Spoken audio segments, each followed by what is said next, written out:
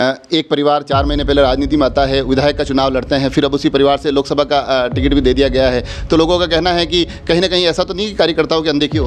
लोग एक जैसे मोती की माला है, हम लोग एक एक माला में पिरो के और एकदम सुंदर, जैसे मोती की माला आप पहनते हैं या भगवान को चढ़ाते हैं, कितनी सुंदर दिखती है, स्नेह प्रेम हर चीज़ से बड़ी, तो उसी तरह हम भी करेंगे। पॉलिटिकल से ज़्यादा मेरे साथ लोगों के जुड़ाव का ज़्यादा है, तो ऑफकोर्स हम जुड़ेंगे और हम सबको साथ लाएंगे और अपनी महिलाओं को तो बिल्कुल साथ लाएंगे जिन्होंने हमारा शुरू से समर्थन किया है। महिमा कुमारी जी मेवाड़ को भी किसी बड़ी भूमिका के लिए भारतीय जनता पार्टी तैयार कर रही है।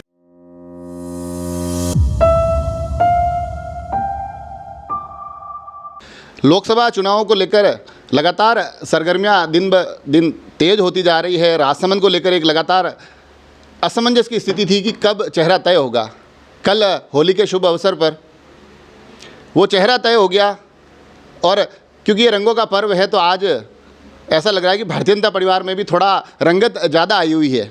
महिला चेहरा पहले भी एक कामयाब तरीके से बड़े 5 साल उन्होंने बेहतर निकाले, उसके बाद अगली कमान भी महिला चेहरे तक पहुंचती दिखाई दे रही है। महिमा कुमारी मेवाड़, और ये नाम मैं आप तक पहुंचाते हुए थोड़ा सा मैं शब्द विशेष इसलिए जोड़ सकता हूं कि जब मैंने उनका विधानसभा के दौर में जिस तरह से वो लोगों के बीच में जा रहे थे तो मैं हर बार कहता था कि एक राजनीतिक संभावनाओं से भरा हुआ चेहरा है, तो कहीं ना कहीं उन संभावनाओं को शायद भारतीय जनता पार्टी ने भी देखा है और उसी चेहरे को अब इन लोकसभा चुनावों के लिए अपना प्रत्याशी बनाया। अभी हमारे साथ महिमा कुमारी मेवाड़ है। सबसे पहले तो आपको बहुत बहुत बधाई, शुभकामनाएं। अचानक से, क्योंकि राजसमंद इस क्षेत्र में इतने ज़्यादा चेहरे चल रहे थे और आपका कहीं जिक्र नहीं था, अचानक से 3-4 दिन पहले कुछ खबरें बननी शुरू होती है और फिर लगता है कि फाइनल हो गया और कल आपका नाम भी आ जाता है। तो ये कैसे पर्दे के पीछे क्या राजनीति चल रही थी? नमस्कार, और मैं आपके माध्यम से सबसे पहले मैं सबको, मेरे मेवाड़ और राजसमंद नाथद्वारा वासियों को मैं होली की बहुत बहुत शुभकामनाएं देना चाहती हूँ। और मैं क्या बोलूँ, ये तो मेरे पूरे मेवाड़, राजसमंद और नाथद्वारा के लोगों का इतना प्रेम है कि उन्होंने मुझे इतना प्रेम दिया और यहाँ तक पहुँचा दिया। और मैं शीर्ष नेतृत्व का धन्यवाद देना चाहूँगी, प्रधानमंत्री जी का, अमित शाह जी का, नड्डा जी का, और अपने प्रदेश के सीपी जोशी जी हैं मुख्यमंत्री, और दिया कुमारी जी का, कि उन्होंने मुझ पर इतना विश्वास किया है और इतनी बड़ी जिम्मेदारी दी है।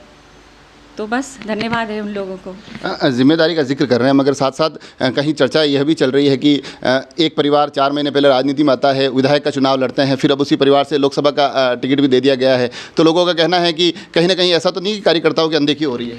नहीं, ऐसा कुछ नहीं है। देखिए, मेवाड़ परिवार जो मैं पहले से बोलती आ रही हूँ, जब मैं लोगों के बीच में गई थी तो मैंने यही बोला था, मैं अपने परिवार से मिलने आ रही हूँ।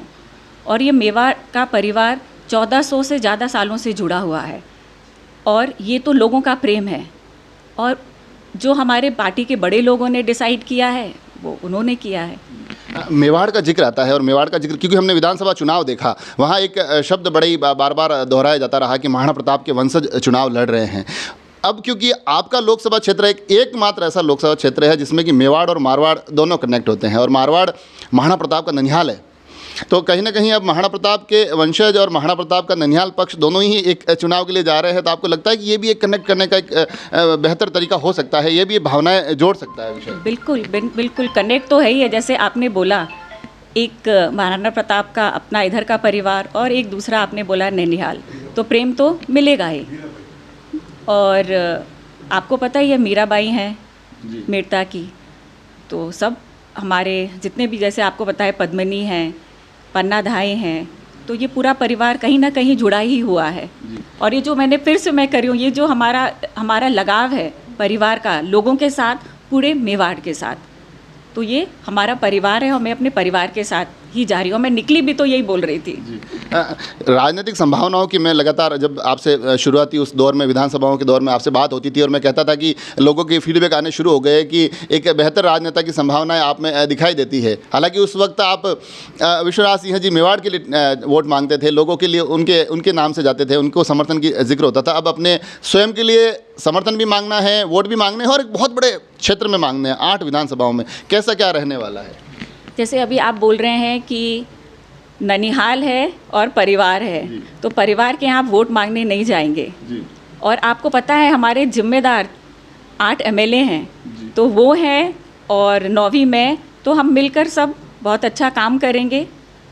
और मैं क्या बोलूँ। यहाँ पर क्योंकि आपने जैसे विधानसभा चुनाव लड़ा उस वक्त भी एक बात बहुत बार बार होती थी कि एक ऐसे चेहरे के सामने लड़ रहे हैं जिन्होंने उस क्षेत्र में काफ़ी काम करवाए हैं। अब यहाँ पर लोकसभा की तरफ आते हैं तो फिर दिया कुमारी जी का जिक्र आता है कि उन्होंने भी एक सांसद के तौर पर उनका बेहतरीन कार्यकाल रहा, काफ़ी बड़े काम रहे हैं।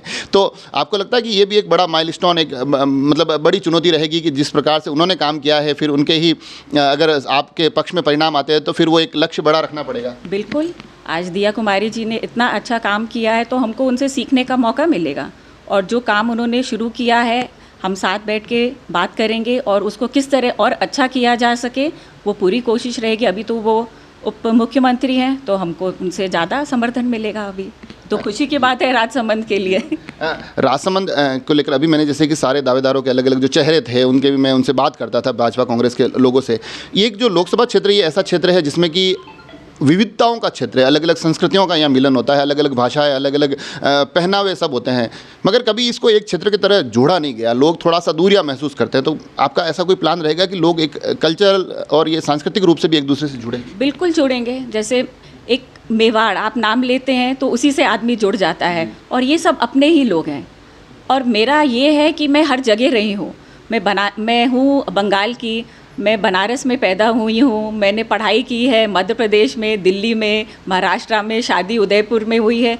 तो मेरे ख्याल से पॉलिटिकल से ज़्यादा मेरे साथ लोगों के जुड़ाव का ज़्यादा है। तो ऑफकोर्स हम जुड़ेंगे और हम सबको साथ लाएंगे, और अपनी महिलाओं को तो बिल्कुल साथ लाएंगे जिन्होंने हमारा शुरू से समर्थन किया है।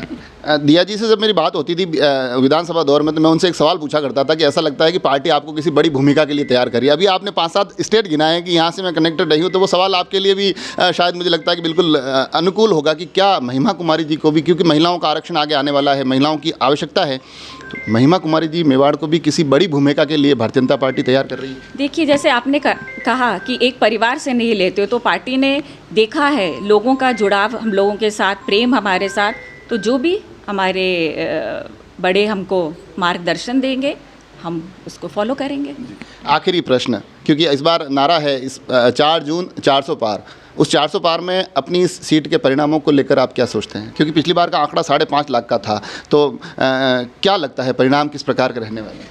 आप जो 400 की बात कर रहे हैं तो आपको पता है पूरा जो एरिया है राजसमंद का वो 400 का है, तो 400 पार तो है ही है। और फिर और आगे जाता जाएगा। जैसे मैंने बोला कि सत्य के वोट पड़ेंगे, तो इस बार प्रेम सत्य स्नेह सबके वोट पड़ेंगे।